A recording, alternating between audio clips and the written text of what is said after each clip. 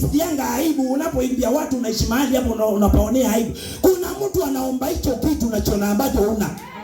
Kuna mtu anaambia Mungu nipe mahali pa kuwekelea kichwa. Hata kama kuna kunguu unapaswa kumwambia Bwana, nitakuinua Baba.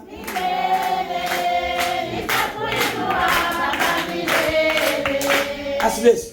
Ile kata mnasemanga ya magunia, kuna mchungaji ana na kuna mchungaji analo nzuri lakini hakina watu kama hao. Kwa hivyo napaswa kusema nitakuinua Baba. Nitakuinua Baba milele. Nitakutukuza Baba milele. Nitakutukuza Baba milele. Huyo mzee wako unasemanga ananuka sigara, hajui kuoga. Kuna mtu ambaye anaomba Mungu ampe. Kwa hivyo hata ukimsavu chakula nataka kuona kama unasavu pisi. Semanga nitakuinua Baba milele.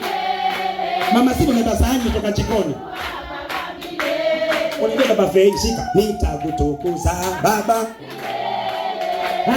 Nitakutukuza Baba milele.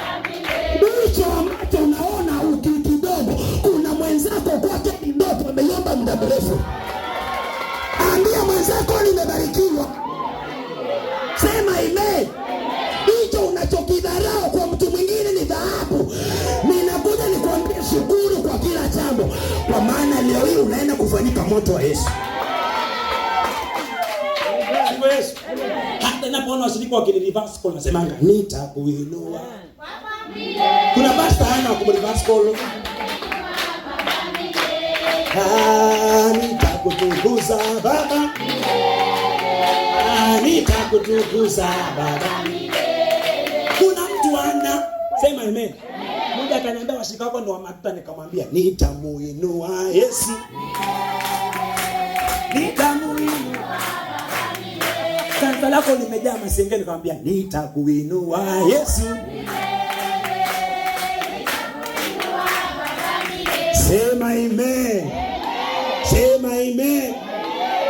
Tunapaswa kumwabudu Mungu kwa kila kitu. Mungu kama amekupa nafasi ya kuamuka leo mwenzangu, uko na baraka kubwa. Ni watu wangapi wamekufa leo asubuhi? Si wengi sana. Kuna mwingine ameamka asubuhi na kwa masaa kama mwenzako ashaingizwa moto. Na wewe bado endelea kupumua. Na utaenda nyumbani kwako ule sima bila kula na pipe yateremkia hapa. Hii Bwana napaswa kumwambia Bwana asante. Ukikaa mahali bado wako kuna kunguni walala kama mfu mpaka asubuhi. Ni baraka si baraka? Hii boma langu nasikia kuondoka au ondoki. Mama riziki hapo ni kwako, kaa utulie. Na amani ya Bwana ataileta hapo. Sema amen.